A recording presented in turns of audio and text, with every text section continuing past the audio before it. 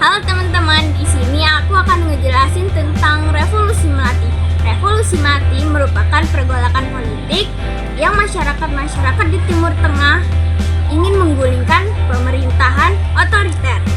Nah, saya di sini akan menjelaskan tentang Revolusi Melati di Tunisia yang bermula pada seorang pedagang sayur yang melakukan aksi bakar diri. Ini merupakan protes ketidakadilan atas rezim Zainal Abidin bin Ali yang telah berkuasa selama 23 tahun. Pada saat itu, bukan hanya masyarakat Tunisia saja yang ingin menggulingkan pemerintahan Zainal Abidin, tapi juga ada pejabat dan militer yang ikut ingin menggulingkan pemerintahan dan kekuasaan Zainal Abidin ini. Karena pada kekuasaannya, dia hanya memperkaya dirinya sendiri dan keluarganya tanpa memikirkan masyarakatnya yang menderita karena krisis ekonomi. Pada tahun 2011, Zainal Abidin mengasingkan diri ke Arab. Nah, pada dia saat mengasingkan diri, itulah tanda berakhirnya kekuasaan Zainal Abidin.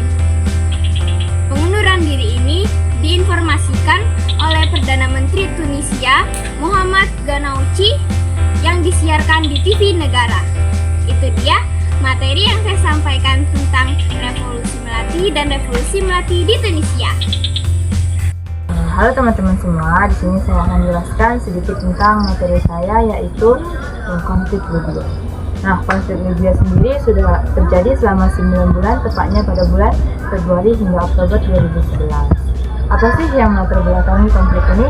Yang pertama, pemerintahan Gaddafi yang otoriter, kedua maraknya KKN, ketiga pemerintahan yang mendukung terorisme, keempat adanya revolusi Melati atau Arab Spring. Karena adanya Arab Spring ini, masyarakat Libya mulai berani menyuarakan pendapat mereka tentang pemerintahan Gaddafi yang dinilai kurang baik. Nah, pada 2011, masyarakat Libya melakukan kudeta terhadap Gaddafi. Akibat kudeta tersebut, masyarakat Libya terbagi menjadi dua kubu. Kubu yang pertama itu adalah kubu oposisi, yaitu kubu yang melawan pemerintahan Gaddafi. Sedangkan kubu kedua itu adalah kubu loyalis, yaitu kubu yang mendukung pemerintahan Gaddafi. Selama konflik Libya berlangsung, kubu oposisi ini mendirikan Dewan Transisi Pemerintahan Libya Sementara atau NTC. NTC sendiri ini dipimpin oleh Muhammad Shidkir. Tugas NCT ini adalah untuk menggantikan pemerintahan sementara hingga menggulingkan pemerintahan sebelumnya. Penangkapan Gaddafi dilakukan di kota Sirte, yaitu kota tempat dia berasal, tepatnya pada tanggal 11 Oktober 2011. Dia ditembak hingga tewas. Nah, meninggalnya Gaddafi ini berakhirnya pemerintahan Gaddafi yang sudah memimpin selama 42 tahun. Nah, itu saja materi dari saya, teman-teman. Jika ada yang ingin teman-teman tanyakan, silakan tanyakan. Terima kasih. Menjelaskan apa itu Revolusi Melati di Mesir. Revolusi Melati di Mesir terjadi pertama kali pada tahun 1919 yang ditujukan untuk melawan penduduk Britania. Gerakan ini mendapatkan apresiasi besar di kalangan masyarakat.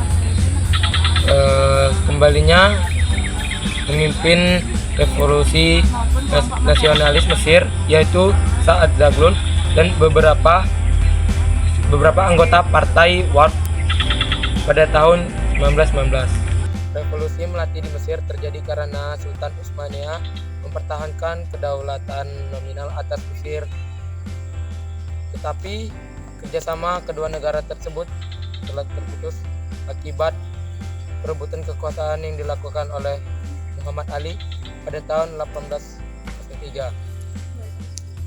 Dan pada akhirnya Mesir dibawa oleh pemerintahan Britania kembali pada tahun 1882. Dari 1883 hingga 1914, kewali rajaan Mesir dan Sudan Sultan Utsmaniyah tetap menjadi pemimpin negara tersebut, tetapi kepemimpinan tertinggi dipimpin oleh Konsul Jenderal Britania. Halo teman-teman, di sini aku akan menjelaskan tentang Perang Teluk 1, 2, dan 3. Di sini aku ingin menjelaskan tentang Perang Teluk 1 dulu ya. Perang Teluk dikenal sebagai Perang Irak atau Iran. Terjadinya Perang Teluk ini dikarenakan satu, adanya keinginan Iran untuk menguasai sungai Saat Al-Arab. 2. Adanya revolusi Iran pada tahun 1708 hingga 1709. Pada April 1983, Irak juga berhasil menduduki Pulau Tum Besar dan Pulau Tum Kecil. Irak juga berhasil menghancurkan sumber minyak di Norwus yang berdampak besar bagi negara tetangga. Perang ini berlangsung selama 8 tahun. Akibat serangan Granat tersebut, Iran menuntut perjanjian Algiers pada tahun 1975 serta menuntut pengembalian 3 pulau kecil di Selat Hormuz. Pada April 1983, mana Iran bersedia menerima resolusi Dewan Keamanan PBB nomor 598 pada tahun 1988, di mana Irak mengembalikan sebagian wilayahnya yang di Saad Al-Arab kepada Iran. Nah, teman-teman, di sini saya akan menjelaskan tentang Perang Teluk II. Perang ini terjadi antara Irak dan Kuwait. Perang ini terjadi karena adanya tidak kestabilan perekonomian pasca Perang Teluk I. Perang ini terjadi karena 1. Adanya penurunan harga minyak oleh Kuwait. 2. Irak mengklaim bahwa Kuwait sebagai wilayahnya. 3. Irak meminta Kuwait menghapus semua utang yang digunakan pasca Perang Teluk I. Berakhirnya Perang Teluk II ini terjadi pada 28 Februari 1991. George W. Bush mengumumkan gencatan senjata. Iran pun menyerah kepada sekutu. Teman-teman, jadi di sini saya akan menjelaskan tentang materi Perang Teluk III.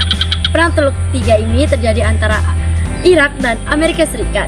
Jalannya perang ini pada 19 Maret 2003, Amerika Serikat memulai invasi yaitu Operasi Pembebasan Irak. Pada 9 Maret 2003, Amerika Serikat berhasil menaklukkan Baghdad, ibu kota Irak pada 9 April 2003. 1 Mei 2003, Amerika Serikat dan sekutunya berhasil memenangkan perang dan perang dinyatakan selesai. Setelah Amerika Serikat berhasil menggulingkan pemerintahan Saddam Hussein, kekosongan kekuasaan pun terjadi di Irak. BTW, Saddam Hussein dihukum gantung pada tahun 2006 ya. Selama kekosongan kekuasaan tersebut, Amerika pun mendirikan pemerintahan sementara. Lalu muncul perlawanan dari rakyat Irak terhadap Amerika Serikat. Mereka menganggap bahwa Amerika Serikat ini adalah penjajah. Ada juga yang berpendapat bahwa Amerika Serikat bukan hanya semata-mata untuk membebaskan masyarakat Irak, tetapi juga memanfaatkan minyak bumi yang ada di Irak. Lalu akhirnya Irak mulai membentuk visi bersenjata. Dan Amerika pun menarik pasukan di Irak pada tahun 2011. Dan karena tindakan tersebut, Perang Teluk pun dinyatakan selesai.